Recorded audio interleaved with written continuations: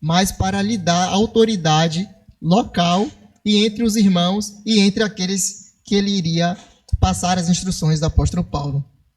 Então ele escreve para relembrar a Tito tudo o que ele disse e ordenou Tito, e para quando Tito chegar lá e fazer o que Paulo designou, ele ter também uma carta escrita pelo próprio apóstolo, demonstrando que o que ele estava fazendo não era somente pela vontade dele, mas foi ordenado pelo apóstolo Paulo. Para que pusessem em ordem as coisas restantes. O sentido dessa declaração é que o apóstolo Paulo não gostava de deixar nada pela metade. Tudo que iniciava, ele seguia até o fim. Nós vemos isso, por exemplo, antes mesmo da conversão do apóstolo Paulo, que é escrito e é dito que ele era um dos fariseus mais zelosos, mais ferrenhos, digamos assim. Ele levava a sério as coisas que ele vivia, ensinava e fazia. Então, desse mesmo jeito, após a sua conversão, ele segue esse estilo de vida.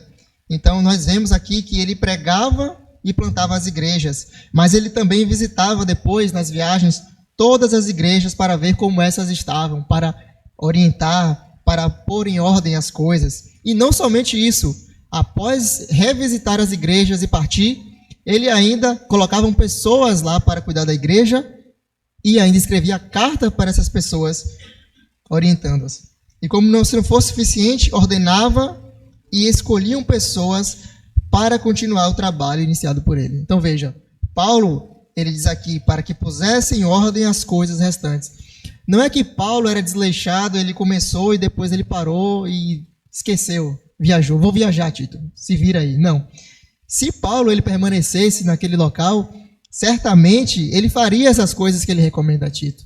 Ele iria organizar a questão eclesiástica da igreja e iria dar essas instruções aos irmãos. E ele mesmo iria possivelmente fazer essas ordenações. Mas como ele não pode estar ali, ele designa Tito para fazer essa missão. Paulo imita a Deus quando ele faz isso. Deus não deixa nada pela metade.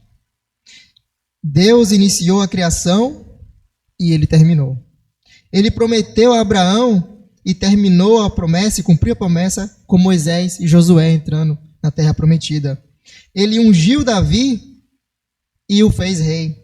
Ele prometeu o Espírito Santo e o derramou em Atos 2. Ele prometeu a vida eterna e também irá consumar isso na sua volta.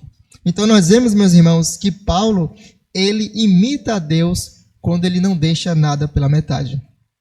É por isso que ele também nos ensina: sejais meus imitadores, como eu sou de Cristo. Ele poderia falar isso porque ele tentava imitar ao máximo as obras e as ações de Deus. Mas nós vemos ainda aqui no verso 5 que um segundo motivo aparente é que ele queria que Tito constituísse os presbíteros, os anciãos, os bispos em cada cidade.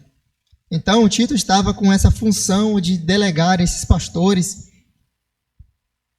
Porém, nós temos que avaliar algumas coisas aqui.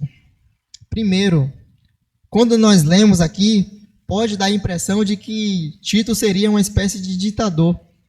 Então, Tito ia chegar em Creta, na ilha de Creta, e iria escolher as pessoas e determinar quem iria ser presbítero, bispo, pastor, ia ser uma imposição, mas não é assim que funciona. Paulo aqui ele vai dar recomendações e fornecer requisitos para que Tito estabelecesse os presbíteros em cada cidade. Então, veja só, ele não ia escolher as pessoas por coleguismo, como infelizmente acontece nos dias de hoje. Ele não ia escolher um presbítero, um pastor, um bispo porque ele achava alguém bonito, ou porque ele tinha mais condições, ou porque ele falava bem, ou por qualquer outro tipo de coisa. Mas ele iria escolher baseado nas recomendações e os requisitos que o apóstolo Paulo iria escrever. A segunda coisa aqui, nessa constituição de presbitério, da questão pastoral, é o fato de Tito estabelecer os presbíteros em cada cidade, não implica a ideia de apenas um presbítero ou um pastor para toda a cidade. Porque essa ideia pode aparecer aqui no texto e é comumente utilizado, por exemplo, na questão da Igreja Católica. Na Igreja Católica Romana tem uma questão de hierárquica. Existe uma hierarquia em que basicamente pastores e bispos eles comandam toda uma cidade. Não é essa a ideia que o apóstolo Paulo traz aqui. Nada impedia, por exemplo, e como é visto ao longo da história da igreja nos primeiros séculos, que outros presbíteros eles se tornassem presbíteros e fossem levantados na mesma cidade, porém em localidades diferentes. É como, por exemplo, aqui em Salvador, existem diversos bairros. Então, Paulo iria levantar um presbítero aqui na Boca do Rio, mas esse não ia comandar sobre toda a cidade de Salvador. Posteriormente, outros seriam levantados em cada região, dependendo da necessidade. Ainda aqui, a terceira coisa que nós vemos é que o termo ancião não significa propriamente alguém idoso, nesse contexto do Novo Testamento e nas cartas de Paulo. O termo, porém, significa, ou pode levar a entender, como alguém honrado, alguém que ele vai descrever e representar